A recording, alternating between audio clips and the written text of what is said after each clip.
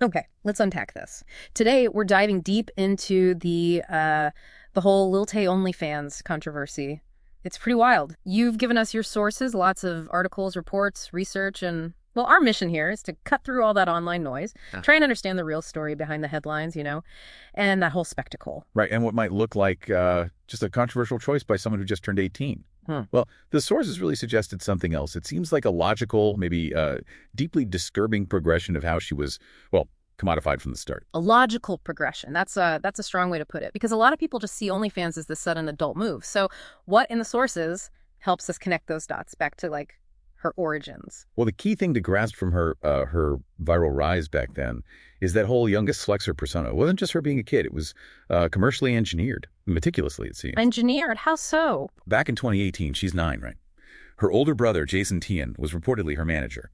And the reports say he was, like, coercing her, making her perform, even cry off camera for content. Yeah, cry for content at 9. Yeah, and her mother, Angela Tian, apparently got involved too.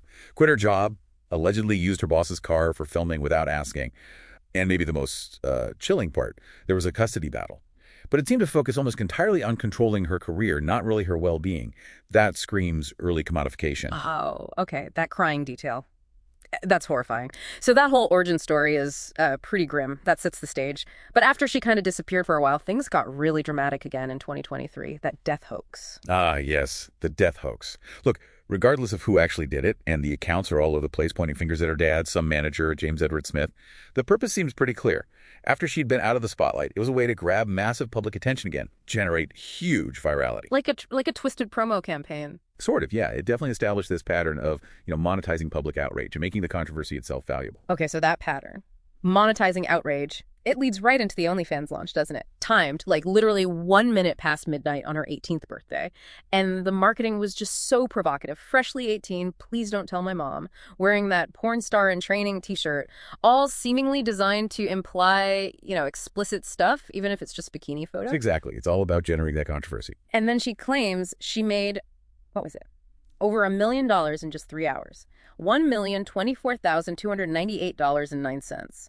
Specifically saying she broke Bod Bobby's record. Right, and what's fascinating here, the real takeaway, isn't necessarily whether that number is true. It's understanding the claim itself as a performance. It's designed purely for media buzz. A performance. Yeah. I mean, Bod Bobby's figures, they were reportedly OnlyFans verified. Lil Tay's. Yeah. Self-reported, makes the story about the money, the actual product, The narrative itself generates revenue. Okay, that makes sense. And the drama kept rolling, right? Right after the launch, this very public family fight blows up. Lil Tay is claiming she's disowned, she's a homeless millionaire. She even posts a video firing her brother, Jason. Mm-hmm. And this raises a really important question, doesn't it? How much of that new conflict was, well, real? There was huge public suspicion, people immediately saying it looked staged. Sue scripted was a common reaction online. Especially with Jason's history as the original mastermind. Precisely. It looks an awful lot like classic rage baiting. Yeah. Deliberately stirring up anger and reactions just to get maximum media attention. More clicks, more eyes on her OnlyFans. So the outrage fuels the machine, a vicious cycle. Absolutely. And that brings us to the core of it, really. The dark secret here. Mm-hmm. It isn't some hidden detail we had to uncover. It's actually a public tragedy unfolding in plain sight. A public tragedy. Yes. Continuous systemic exploitation that just adapted as she got older. Her choice to join OnlyFans. You have to see it as potentially the end result of years of conditioning. It speaks volumes about grooming in the digital age, sadly. Her agency itself might be, tragically, a product of that long-term manipulation. So what does this all mean for us, for you listening? It suggests the public outrage often gets, well, misdirected. People focus on her, maybe the platform itself, instead of looking squarely at the family's documented role. That manipulation from the very beginning, that whole homeless millionaire thing, for instance, it's this dual narrative, defiant success, but also victimhood. It keeps everyone hooked on the manufactured drama. Right. So the main takeaway for you is this.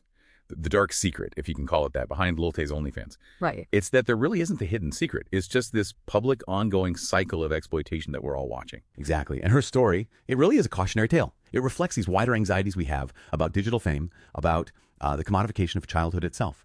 And maybe it leaves us with a final kind of provocative thought for you to consider.